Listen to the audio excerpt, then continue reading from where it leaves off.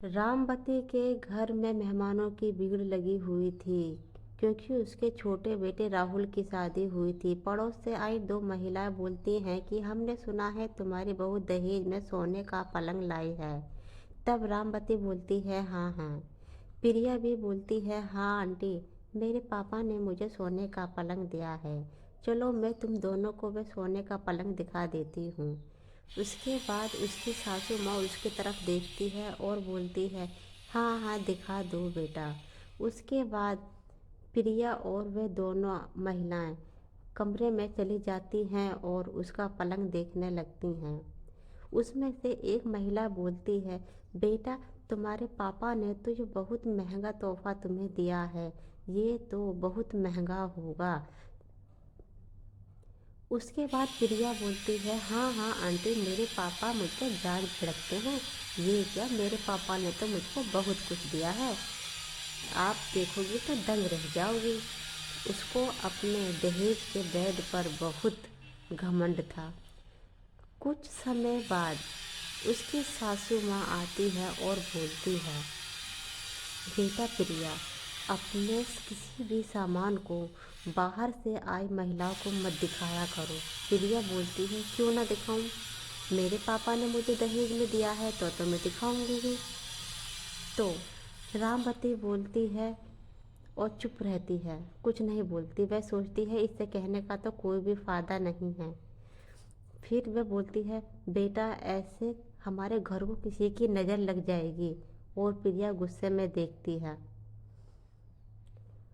कुछ समय बाद प्रिया और उसकी काम वाली के बीच छोटा सा झगड़ा हो जाता है। प्रिया उससे बोलती है जब तुम मेरा कमरा साफ करो तो आराम से झाड़ू लगाया करो, मेरे पलंग पे थोड़ी सी भी धूल ना आ जाए। तो राम कमला बोलती है दीदी, जब से तुम आई हो जब से डांटती रहती हो। उसके बाद उसकी जिठानी पायल भी आ जाती है और प्रिया से बोलती है प्रिया, ये तुम क्या कर रही हो, जब से तुम्हारा वह सोने का पलंग आया है तुम हर किसी से इस प्रकार की बातें कर रही हो। और प्रिया बोलती है हाँ हाँ करूँ, तो क्या करूँ, फिर ये काम ही ऐसा करती है सुनने के। उसके बाद ये कहकर वह वहाँ से चली जाती है। पायल कुछ नहीं कहती, चुप खड़ी हुई देखती है।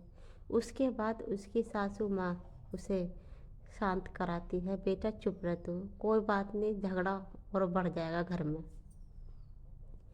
शाम होती है और उसका पति राहुल भी आ जाता है और वह उसे समझाता है हम दोनों की ये लव मैरिज थी और ये तुम क्या कर रही हो, मैं तो तुम्हें बहुत सच्चे दिल की समझता था। तुम तो अपने सोने के पलंग को लेकर किसी को भी नहीं छोड़ रही और सभी को उल्टा सीधा सुना रही हो। प्रिया बोलती है हाँ हाँ तो क्या करूँ, सुनाओ ना, मेरे पापा ने मुझे दहेज में दिया है, मैं तो सभी से इसी प्रकार की बातें करूँगी। उसके बाद राहुल गुस्सा हो जाता है और बोलता है जैसे तुम्हारी मर्जी वैसा करो। समय बीतता गया और एक दिन उसने अपनी दो फ्रेंडों को घर पर डिनर के लिए बुलाया। और उसकी फ्रेंड बोलती हैं तुम्हारी पर्सनल लाइफ कैसी चल रही है। प्रिया बोलती है वेरी नाइस, बहुत सुंदर चल रही है।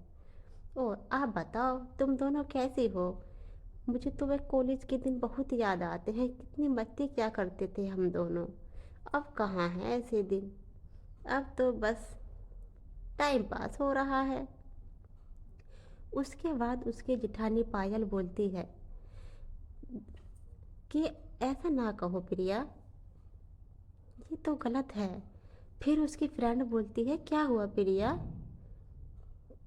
फिर उसकी सासू माँ आ जाती है और वह बोलती है बेटा ऐसी बातें नहीं करते, तुम्हारे फ्रेंड है।